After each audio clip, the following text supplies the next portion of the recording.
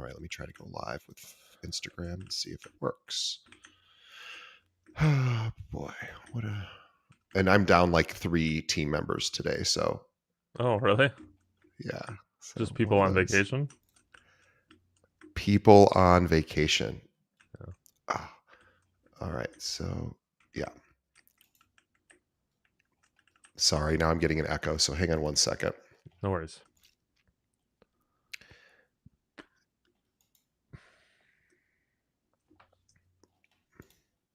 I don't know how to. Well, let's see. Sorry. How do I mute one tab? Sound? There we go. Did it. All right, that was smart of me. Okay. Oh, that was a tough one to figure out. Okay, here we go. And we got some watchers. Very cool. All right, first episode of the new year. Very exciting. You can still hear me just fine, yes? Perfect. All right, here we go. Welcome to Keeping It Real, the largest podcast made by real estate agents and for real estate agents. My name is DJ Paris. I am your guide and host through the show. And today is our newest monthly series called Unpopular Real Estate Opinions with Chris Linsell. Now, Chris Linsell is a real estate technology analyst and director of content at large. He specializes in new solutions to old questions, constantly exploring the cutting edge of technology in the real estate space. Chris also has many years of experience as a licensed realtor in the state of Michigan and has worked as a marketer, a digital strategist, and a trainer for major national brands like Berkshire Hathaway Home Services of Michigan and Coldwell Banker Schmidt Realtors. Throughout his real estate career, Chris has been part of hundreds of transactions ranging from modest rural starter homes to multi-million-dollar waterside compounds. An accomplished musician, actor, and speaker, Chris has engaged with audiences sizes ranging from 30 to 3,000. Most recently, Chris was a featured speaker at the National Association of Realtors conference this past fall, and he's probably done other engagements even since. For all things Chris, please visit his website, chrislinsell.com. Also, he posts a lot on LinkedIn and Twitter. We will have links to Chris's social media profiles. You can follow him there. Chris, welcome to the show once again. DJ, glad to be back. Thanks for having me. Happy New Year, 2024. Here we are. Happy New Year. And I would also just really quickly like to say thank you to our audience. I got a very nice holiday gift. I try not to bog myself down in the metrics of our show. However, we did have our very biggest month ever, which I didn't even know. I don't ever look at December numbers because they were always the lowest of the year. But my marketing person shared our statistics just the other day with me for December. I was like, don't show me. And he goes, no, you want to see these? And they were actually up. So thanks in part to Chris. Chris has actually been part of our show for years. And we have a new feature for him now, which was very exciting, called Unpopular Real Estate Opinions. So this is our second episode in this series. We'll be doing this monthly. Chris, let's jump right into it. What's unpopular right now in your mind? Oh man. Well, DJ, again, thanks for having me back. I love that every time we get together now, I get to bring some of the topics that I talk about with people on social and in person. And I'm just kind of earmarking all the ones that people yell at me the most about so that I can share them with you, because just because people don't like it doesn't mean it ain't true. So I've got a few unpopular opinions that maybe we should chat about. The first is, and take this with a grain of salt here, but the first is 2024 is going to be a terrible year for real estate until it's not. And I know that sounds like a really weird way of saying it, but basically what I'm trying to get at here is that the beginning of 2024 is going to be challenging. We've got a lot of people who are prognosticating that 2024, the new year, it's going to be a brand new leaf. I don't think so, man. I think that the first half of 2024 is still going to be very challenging for a number of reasons. But the second half of 2024 is likely to be one of the busiest times in real estate that we've seen in a long time. Certainly compared to the first half of the year. So for agents who are looking to do some forecasting for themselves on this year, I would be forecasting pretty lean until about June, and then get your roller skates on, because that's the only way you're going to be able to get to and from fast enough to service all the clients that you're going to have. Yeah, and I think you're right. So it really will be sort of this diametrically opposed, in your mind, sort of halves of the year. So we'll have Yeah. the have-nots maybe Uh huh. in the first half of the year due to market constriction. We've got high interest rates. We have low inventory. We just have less activity, quite Yeah, frankly. and here's the reason why this tends to be kind of a flashpoint issue for folks is ultimately some of the reasons why I think 2024, the second half, is going to accelerate, and not necessarily for the better of our clients, honestly, is we have in 2023 experienced this incredible constriction of the market just in general. I mean, it was a hard time to buy and sell a home in the United States. And I'll even say hard time to sell a home, even though homes are fetching uh record prices. It's just a difficult time to sell because the markets feel so uncertain at the moment, and that's making sellers nervous. We experienced some record constriction in 2023, and um, 2024 is going to be the year where all of the pent up demand that occurred through 2023, and frankly, still some leftover pent up demand in COVID, um, that's going to kind of break loose. And that's going to be really exciting and interesting. But the reason why this is kind of an unpopular conversation topic is I don't think this is necessarily to the benefit of our clients, because we're going to go from having quiet, challenging markets to extraordinarily hot and competitive markets. We're going to see whiplash amongst our buyers very, very quickly, sellers with unrealistic timelines. And then you're going to layer in on top of all of that these lawsuits faced by NAR that are going to create a whole new level of uncertainty around commissions, which Right. is not something that was a part of the conversation from COVID through 2023. I guess the second half of 2023. But it's going to be a busy year in real estate. Real estate professionals need to keep their head on straight if they actually want to translate that busyness into benefit for their clients. Do you believe that in the upcoming, let's say, next 24 months, that there will be any reform to buyer side commissions? Great question. Where are they going to have to come to the table with cash? Is it going to be built into their mortgage if they have one, or is it still going to be all technically sourced by the seller and just maybe more transparently split? Great question. Here's a couple of things that I am confident it will not be. I'm confident it will not be built into a mortgage.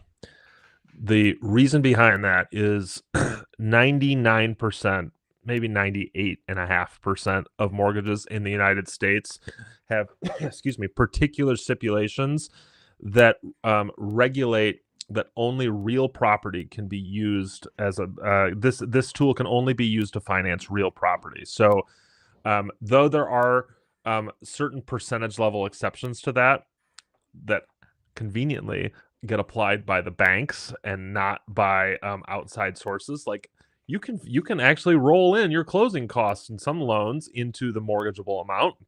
Banks are happy to charge you interest on that stuff. Sure. um, but the other fees and costs associated with real estate, I think, will be a very challenging hill to climb as far as rolling them into mortgages. To your specific question about whether or not I think we'll see any reform, the answer is yes, but I think the reform will occur on um, on the level of professional bodies. I don't see the United States as a governmental body passing any kind of mortgage reform in the next 24 months.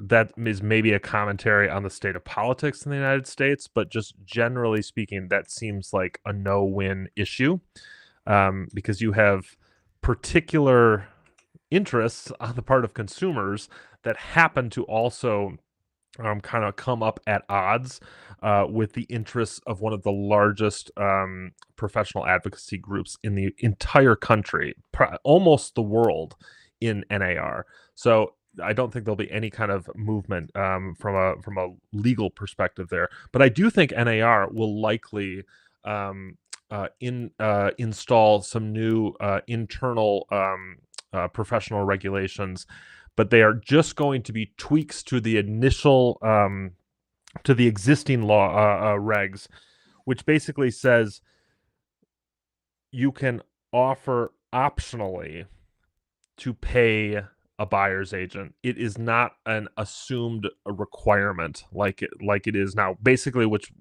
is what got NAR in trouble before. It's going to become optional. You can choose whether or not you want to offer a buyer side, and that just will become more explicit. What does that actually change? Pretty damn close to nothing, frankly. Right. I think we are going to, and again, unpopularly, I understand this is going to be to the detriment of our consumers and to the detriment of us professionally, because it's just going to extend the quagmire through which we have to wade through on this issue. 2024 is going to be a year where we have to explain to every single client why that lawsuit happened, what the results were, and what it means to them. And the real kind of sticky wicket clients are going to be insisting that things change, even though they don't even know what they want them to change to, other than they just want to pay less. So this is going to be a year where we should start rehearsing that conversation, because again, first half of the year, it's going to be pretty quiet. The second half of the year, there's going to be an incredible amount of activity. So you're going to be having this conversation on a regular basis with people. So if we do assume that the second half of the year, quarters 3 and 4, Mm-hmm. are going to be more active, more buyers certainly, as rates decline, which we hope happens and seems to be what the economists are predicting. Would you recommend as an agent today to really encourage the both sides, buyer and seller, or just one or neither, to participate in the market before it gets flooded with competition? Oh, big time. 100%. In fact, the real, like the purchasing power of dollars is going to be, I'm sorry, let me rephrase that. The purchasing power of buyers is going to be measurably higher in the first half of the year. And the reason behind this is, Lawrence Yun from NAR, chief economist from NAR, has publicly predicted that he expects to see interest rates hold steady for the first quarter or third of the year, and then start to trickle down. That when we see mortgage rates trickle down, I am willing to bet. I'm willing to bet the backyard on the fact that when we see 4 weeks in a row of trickled down mortgage rates, we're going to see an increase out of that, a disproportionately large increase in buyer activity. So the reduction in mortgage rates are going to be offset by this buyer activity, and Yeah. it's going to make it harder and more expensive at the end of the day to buy a house, Right. because even though that rate is going to go down, the competition is going to go up by a disproportionate percentage.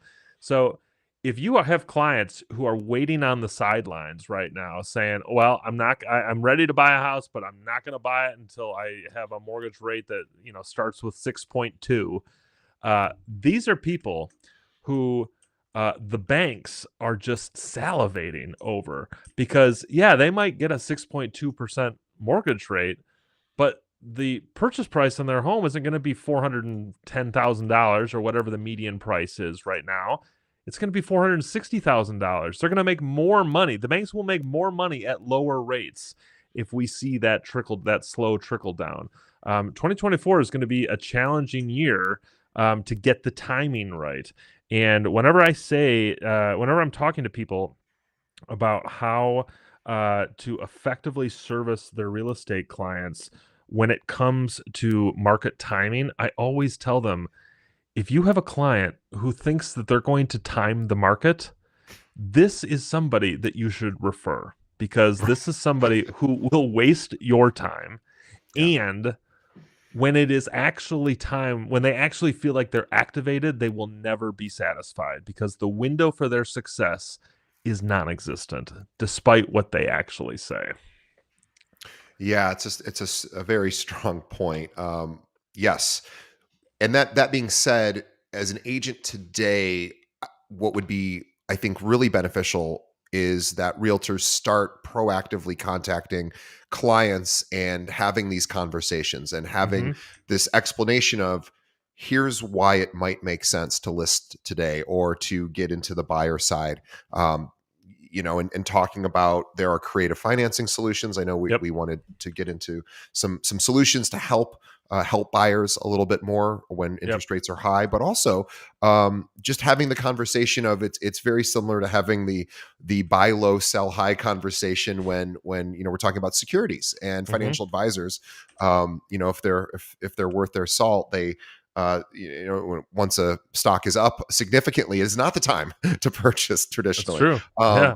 But psychologically, it feels like the time to buy because things are looking good Yeah. in the stock market. So we know that logically, but emotionally, that's sort of the hurdle people have to get over. And I think the emotional hurdle gets extinguished or gets cleared very easily with logic. But Yeah. I think it has an information. It has to be communicated, and that's not necessarily the message that I'm seeing a lot on in the media right now. I'm seeing a lot of we'll talk about mortgage rates. I'm not seeing a lot of talk about whether it's actually a good time to purchase and Hmm. what the logic behind that is, Yeah. or to sell.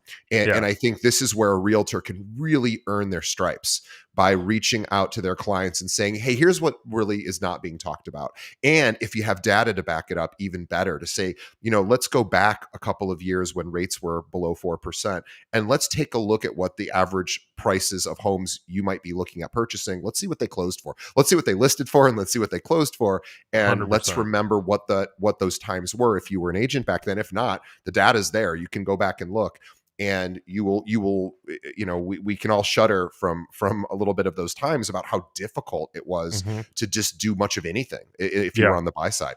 100%. In fact, any agents, I'm gonna give anybody who's listening, if you are feeling motivated by DJ's golden words of wisdom, which you all should be feeling motivated by here, if you just made a mental note that you need to start talking to your clients about opportunities relative to kind of the expected timing of this market, I'm going to give you some ammunition here. And this is actually, again, I'm gonna use an unpopular opinion here. Everyone who's listening to this, take it, steal this, put this in your quiver as a provocative topic to get a conversation started. Real estate in 2024 is not going to have an inventory problem. It's going to have a mortgage problem. And what I mean by that is, yeah, it's true that we don't have enough inventory to service the needs of the buyers, but the root of the inventory problem is mortgage rates. And we were talking earlier. Remind me what you said. What percentage of homeowners in the United States currently have a mortgage rate less than 5%? 85%. 85. I mean, that's insane. 85 out of every 100 homeowners have a mortgage rate of less than 5%. And I would venture to guess, I don't have the numbers in front of me, excuse me, but I would venture to guess there's a sizable percentage of people with a mortgage rate of less than 4% right now. And so this is a choke point in the inventory cycle that is going to create havoc for inventory issues. And again, this is a mortgage problem. If you want to take DJ's advice and start having these conversations, open with that line. We don't have an inventory, we have a problem, we have a mortgage problem. And then you can stretch out DJ's suggestions around the sorts of things that you should do to facilitate that conversation, take it a step further. We have data from from the last year and a half of what the price of homes were um, when they closed at certain mortgage rates, and we had a mortgage rate ascent. I mean, in the last 2 years, we had a couple of months where mortgage rates were between 2.5% and 3%, and a couple of months between 3% and 3.5%, and so on and so on and so on. You can look back to each of those sections and look at the median prices of homes that are closing in your market, and then you can use those prices and adjust for inflation, and you can say, okay, here in today's dollars, here's where these homes were closing. If that, then you have data, you are armed with data to go to your consumers and say, listen, this is what we can expect. If mortgage rates hit this amount, this is where the median price is going to be, and you're going to have an incredible amount of competition here. Is this where you want to be as a buyer? What's the perfect window for you? What is going to serve you best? And if you are servicing seller clients, you can tell folks right now, like, where is, based on what we expect this trajectory of this market to be, what's going to be the price that's going to get you to your goals? Because ultimately, right now, servicing sellers is not about selling their house. It is that is a relative conclusion based on the constriction of inventory. Servicing sellers is all about finding them their next place. If you can unlock that key, if you essentially treat your sellers as buyers, because that's what they Yep. are right now, then you unlock more inventory for the market. So take that advice. Use that line. We don't have an inventory problem. We have a mortgage problem. That is something that we need to solve, and start talking through strategy. You're going to get more people leaning forward into your conversations than sitting back and being passive. I also think too, I talk to a lot of top luxury agents who get these massive listings for, let's say, 5 million and above, these just incredibly high net worth individuals who are playing at this, top 1% level of income and just wealth. What's interesting, and again, I'm as a non-practicing agent, I didn't know this until somebody told me years ago, but that when you sell a x per $1 million home, one of the challenges is actually finding the buyer. Actually Mm-hmm. listing it on the MLS is oftentimes not that not as successful as actually reaching out to people who can afford those kind of homes directly and saying, hey, I've got this new listing. Reaching out to agents who have worked in those same price points and saying, what buyers do you know? I've got this Mm-hmm. listing. You need to come see it. And I'm almost wondering if we'll start to see a shift for, even on the non-luxury side, listing agents starting to reach out to homeowners who do Mm. not have their listing on the market and saying, I'm in the process of selling so-and-so's home. They need a new place. And it's kind of similar to what real estate investors have done for years, where they just send postcards to these Mm-hmm. multifamily homes going, hey, if you're the owner, I'd like to buy your property. And they just kind of hope that somebody reaches back out. I'm curious if we'll start to see more of that this year. Yeah, I am too. I mean, it's like, in some of the weirdest ways, it feels like 2024 is going to be um a cycle of a lot of the things that we don't do anymore that maybe we're going to start doing again. And will it actually be effective? Will we actually be able to test the effectiveness of these strategies? I mean, ultimately, what it really comes down to is there's always going to be changes in every market, including real estate. We're a cyclical business. If we never cycled, we would have a fundamentally unhealthy market, that was based, that is propped up on artificial things. We should cycle. Every market cycles. Ultimately, though, what is going to separate the real performers, from the pretenders, as real estate professionals, are the ones who can anticipate the cycles and get ahead of, kind of run to where the ball is going to be instead of just always chasing after the ball. Yeah, and I think we were talking about this offline about really figuring out going back to mortgages being or the housing market having a mortgage problem this year, really thinking about creative ways to appease or solve for that. And there are creative solutions. There's all sorts of solutions, and this would be I think a great time to really reach out to those top loan officers in your local market and say, hey, let's brainstorm here. Mm-hmm. What ammo can I come with to convince a seller that it's a good time to list, and how can we appeal most successfully to buyers? Totally. And does the seller help in that? And we know that 2-1 buy downs, for example, Mm-hmm. are a pretty common alternative right now Mm-hmm. to incentivize buyers to get off the sidelines. Mm-hmm. Um, what other suggestions do you have for agents who are just sort of unclear about what to do right now? Well, I mean, ultimately, the most successful agents, especially when we're trying to solve financing problems, the most successful agents are the ones who are going to do two things better than their competitors. The first is they are going to leverage the best connections in their market to professionals who do things that they cannot do. Yeah. So, like, there is a limited amount. It's not zero, but there's a limited amount of value that you can provide to your clients when they have mortgage specific questions.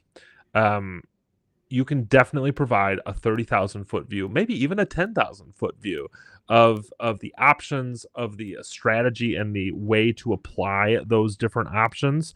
But at the end of the day, your advice can only extend so far because you don't have the ability to exercise and actually put into action some of those financial instruments that will get your clients across the finish line. So, I think 2024 is going to be a year where your connections to really savvy and thoughtful mortgage brokers of all stripes, ones that conduct FHA and RD loans, ones that specialize in jumbo or luxury loans, ones that optimize for speed. I guarantee you there will be somebody in your 2024 real estate world who's going to need a mortgage in 8 days. I mean, it's just there is going to be a client. We're just going to see that kind of volatility in the market.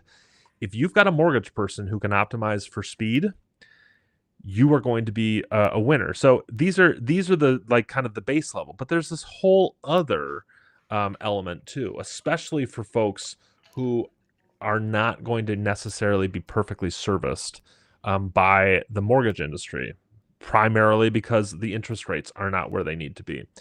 If you have financial advisors who can generate ideas on how to use existing wealth, how to create loans from perhaps existing assets, if you have financial managers who can, if you are somebody who is fortunate enough to have um, like retirement savings or investment accounts that you don't have to liquidate, but you can borrow against. This is something I'm seeing begin to rise in the mortgage space. Or in replacement of mortgages, is people borrowing against investment accounts because the loans are processed differently, the interest rates are different, and it still frees people up to keep that money invested. They're just borrowing against that money. Um, the agents, if you are struggling with answering some of these questions, get connected with the people in your market who answer these questions in other contexts, Yeah. because these are going to be your best friends for generating transactions, because ultimately, unless you've got a mortgage license and work for a bank, there's only so much advice that you can give. So connect with the people who actually can actualize that advice. So we're talking about accountants, we're talking about financial advisors, Yep. CPA, financial planners, also estate planning attorneys. We're Uh-huh. really talking about this would be a great time to reach out to some of these professionals and say, "Hey, I want to give my clients the best possible opportunities this year for moving, and we need to explore. I would love to explore some any creative ideas you have based on different levels of wealth or net worth. Um, Totally. there's all sorts of solutions. And let Mortgage me give lenders, you of course, too. Yeah, let me give you one other kind of alternative. A lot of people don't think of this, but um, if you have clients who are looking to buy in HOA dominated buildings or neighborhoods or co-ops, um, I can tell you from personal experience because I'm on the HOA of my neighborhood. Ooh, that is Most a thankless job, Chris. We appreciate, on behalf of your association, we appreciate Listen, your somebody's got to service. keep the roads plowed, and I'm not driving the plow, so I'll help write the checks for it. Sorry, I had to appreciate you because I know nobody else does. So Well, honestly, DJ, it means a lot coming from you. Thank you. No, but this is an utilized resource. But most HOAs that were formed after 2008 require new residents to include in their initiation into the neighborhood their financing information. yeah, And though there are different, every HOA has their own rules. Most HOAs require the specific information around the details of individual residents to remain confidential.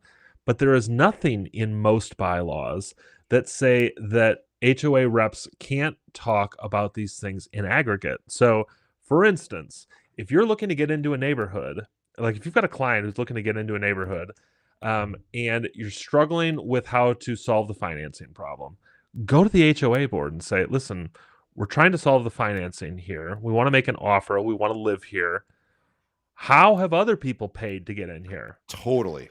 And they can tell you. In fact, most of them, they have a vested interest in you buying in there because Yes, they want to fill their slots. They want to make sure that the HOA is solvent. So they can say, well, 50% of people bought with cash. 50% of people, 30% of people bought with a conventional mortgage.